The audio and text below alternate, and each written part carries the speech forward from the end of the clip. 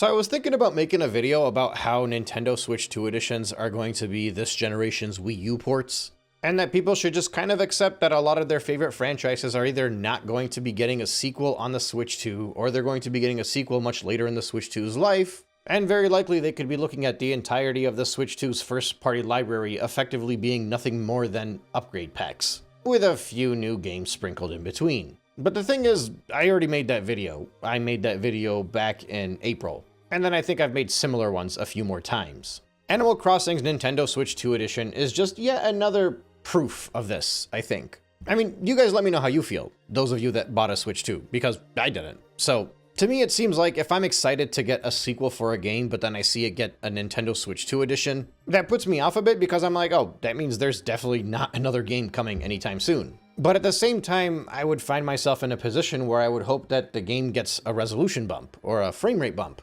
Obviously, because the customer of a Switch 2 would have paid $500 or $450 and largely have done so in hopes that their Switch 1 games would run better on the Switch 2, because that's kind of what this thing has been marketed as. But then it seems like Nintendo is not releasing new games for franchises that they give those resolution bumps to, whether it's a free update or a Nintendo Switch 2 edition. And I mean, in some cases that might be easier to digest than others. Like the last 3D Zelda game was 3 years ago. I don't think anybody necessarily expected a new Zelda to launch with the Switch 2. So maybe seeing a Switch 2 edition for Breath of the Wild and Tears of the Kingdom was kind of all the 3D Zelda franchise actually needed. Although even that is kind of debatable because many people don't find Tears of the Kingdom as a proper sequel to Breath of the Wild because they feel like it's just the same game over again with different power-ups. But I mean, I love Breath of the Wild and Tears of the Kingdom, both as their own experience, and I didn't expect a new 3D Zelda with the launch of the Switch 2. But then you have something like 3D Mario. You go into the Direct expecting a brand new 3D Mario title because most of us didn't really consider Bowser's Fury to be a 3D Mario game, not a full one anyway, and Odyssey has been out for, what,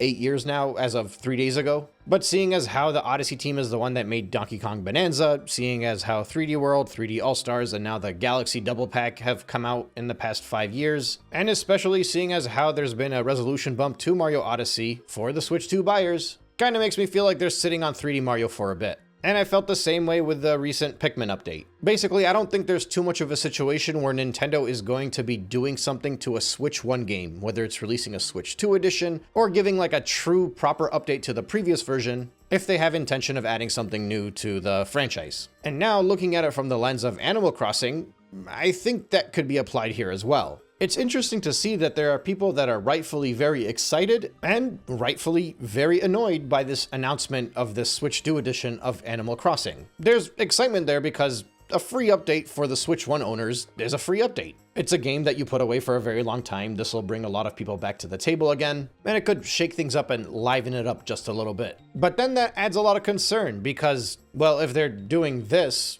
that probably means there's not an Animal Crossing game coming soon. Right, like I don't anticipate another Mario Party title for another year or so, but that series has a quicker turnaround rate, and there's definitely not going to be another 3D Kirby game coming out, not after the Switch 2 edition of Forgotten Land. So why would I expect an Animal Crossing game to be announced anytime soon after this Switch 2 edition was just announced? There's a very likely chance people are going to be waiting another 2 or 3 years for the next Animal Crossing game, and I think the last one came out, what, 6 years ago?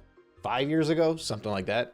It's not very promising. So rightfully, I completely understand the uproar from the hardcore Animal Crossing fanbase. But I think it's a lot harder to figure out what exactly is the hardcore Animal Crossing fanbase. You know, as casual of a franchise we view Pokemon and Mario Kart, and by casual, I mean these are games that are bought and purchased by individuals that may not buy anything else. That could be just the one franchise that they buy into and they buy their console for. Or like the one game that they might actually play on their sibling's console, for example. I think Animal Crossing's fanbase is somehow even more casual than Mario Kart's and Pokemon's. And I don't say this to take away from the value of Animal Crossing's New Horizons, but as it approaches 50 million units sold and will likely cross that 50 million units threshold with the launch of the Switch 2 edition. Can you honestly tell me this is a game that would have sold that many units were it not for a worldwide pandemic? I don't think it would have been a failure, but I don't think it would be close to the 50 million marker. And actually, I saw a funny headline today that kind of highlights this too. It reads that Nintendo is working on a new, highly contagious virus in time for Animal Crossing Switch 2 edition. And I think there's validity, even though it's a humorous article, obviously. But I think it's completely valid to make jokes like that for Animal Crossing, because I don't anticipate it'll have the strongest of interest from most of the Nintendo fans, and especially the Nintendo Switch 2 buyers. And I think Nintendo knows that as well, because up until this point in time, when there has been a Switch 2 edition of a game released, the big update, the DLC, if you will, has primarily gone into the Switch 2 version. Nothing really changed on the Switch 1. Basically, for the Switch 2 edition games, they release a Switch 2 exclusive DLC and then force you to buy that DLC if you want to get the performance bump or resolution bump. But for Animal Crossing, they put the DLC on the Switch 1 version, and really I don't know why I'm calling it DLC, it's just a free update for Animal Crossing. And the only thing you're given on the Switch 2 now is the ability to use mouse controls, and I think you just get a resolution bump. You don't even get a frame rate bump. Now granted, you could argue, actually I would agree with you, that Animal Crossing probably doesn't need 60 frames per second. But you know, like if you're buying a device that is advertised to be 4K 60 frames per second, you would hope that the simpler games, like Animal Crossing, would run at that frame rate and resolution. Now, putting that Switch 2 edition to the side for a second, I think the reason why the Switch 1 version is the one that gets the major update is because Nintendo is aware that the more casual audience is still on the Switch 1. Those guys are not the ones that are going in to buy the Switch 2 immediately. And you can kind of see it with Pokemon Legends. That game has already reached 1 million copies sold alone on the Switch 1 in Japan. And the Switch 1 to Switch 2 split already favored the Switch 1, and it's just going to get larger and larger as time goes on as more casual fans pick up that game. So while they're trying to renew this interest into the old Animal Crossing title, they probably figured if they want to get new people active on this update, they're going to need to make it a free update, because it'll bring in a much larger portion of the Animal Crossing fandom, casual gamers that did not upgrade their console immediately. But at the same time, they want to give something to the Switch 2 buyers, and they want to specifically have a new title called Switch 2 Edition, because that's a new SKU, it's something new that they could put on the shelves for the Switch 2s. When people go and buy Switch 2, they see Animal Crossing. And seemingly, unsurprisingly I should say, Nintendo is not in the market to offer Switch 2 edition games for free. Well, I say free, but what I mean is they're not going to offer it for the same price as they would offer a Switch 1 edition. So for nothing more than a resolution bump, a slight change in controls, and a slight increase in the amount of people you can be in the same party in when you're playing online, they've decided, at least according to the pre-order tab on their website, that the Switch 2 edition for Animal Crossing, the upgrade pack for it, is worth $5. Now, with the way that Nintendo prices things, you can really tell how little they value something based off of how they price it. And in the case of Animal Crossing, you can't even consider it to be a performance update, because nothing has changed in the performance. The frame rate has stayed the same. The resolution got a bump, but that's about it. And it might make somebody wonder why they would even charge $5 for this, because honestly, this should be free. And I think they know that, because if they wanted to charge anything for it, they would have charged $10 minimum. That's the price difference between the Switch 1 and the Switch 2 version of Metroid, as well as Pokemon. And those games, as well as the Zelda titles, just got nothing more than a fresh coat of paint. And I think what we're seeing here is variable pricing in full effect.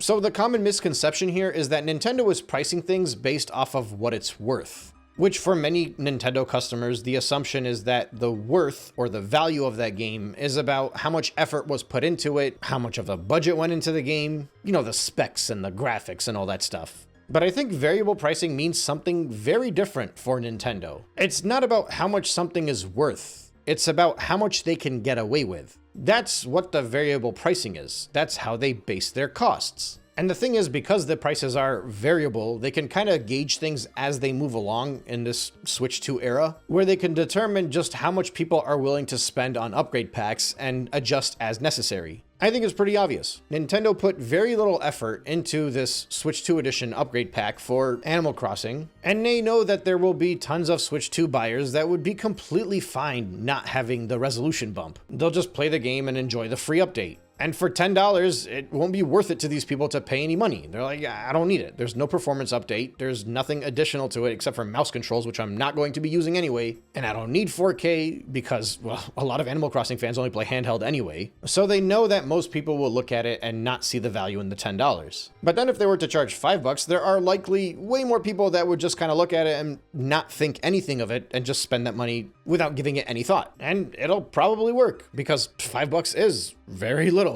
It's almost nothing. But it's the value that Nintendo knows that they can put into this and guarantee they get something back. And for them, it's profits for minimal effort. Much like their entire business practice of the past few years, they're looking for that low risk, low reward approach where they can just get as many dollars as they can and increase the profits, not by necessarily sending out some massive new game and hope that it breaks records and does gangbusters, as they say. But instead, it's to almost completely eliminate the cost going into the development of these Switch 2 editions, DLCs, upgrade packs, what have you. Actually, in some cases, like Donkey Kong Country Returns back in January, and even Mario & Galaxy 1 and 2 now, it's all about continuing on the trend of having ports with minimal efforts and charging full price for old games. So as fun as it might be to celebrate this Animal Crossing update, I think it's still a big concern for Switch 2 buyers. And honestly, it might be a concern for Switch 1 buyers as well. There could be millions of Switch 1 buyers that love Animal Crossing and they're waiting to get the Switch 2 when Animal Crossing sequel comes out. So you can happily enjoy the update for this game, but also at the same time be upset that there's not going to be another new game anytime soon. Because, you know, Nintendo likes to drip feed everything and artificially extend the time that it takes between games so they can stretch out console generations. Because why let a sequel compete with the previous game in the title when you can just wait another decade and release the next version in order to get even more sales? And then obviously it gets worse if you're a Switch 2 buyer because now you're paying $5 for what should effectively not cost anything. And again, it's just $5, but like, is it really necessary for Nintendo to charge people for this? Like, do you know how much money Animal Crossing as a franchise made just off of the previous game alone? Off of the DLC? And they're still so adamant about counting the pennies that for the people that have this Switch 2,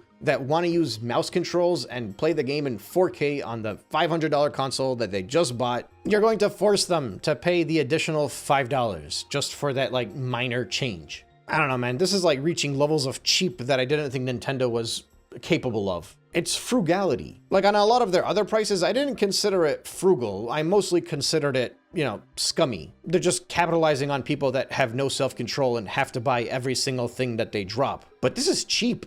Like, it's unattractively cheap, and it's extremely unnecessary. But I guess it's going to count for something for them because I'm sure there are plenty of Animal Crossing fans that already own a Switch 2, so that $5 from here and $5 from there will all add up, and they're putting in no effort, and that's how they view it. But still, this feels a bit excessive, in my opinion. But then again, most of this stuff from Nintendo does. Most of their games feel like they cost about $10 more than they should. Their DLCs feel like they're double the price that they should be. Drag X Drive was probably twice as much as it should cost. Welcome Tour, like if they really wanted to charge something, they could have given it away for $1. But it should have been a pack-in tour of your new console. Actually, circling back to Drag X Drive, I don't even think they should have charged for that. They should have just locked it behind being a Nintendo Switch Online subscriber. But that's my point. It's like this obsession with counting pennies and making sure you get an additional $1 for every single thing you do. Somehow behaving as if they're simultaneously broke, even though we all know they just came off one of their most successful consoles ever, and they're doing great.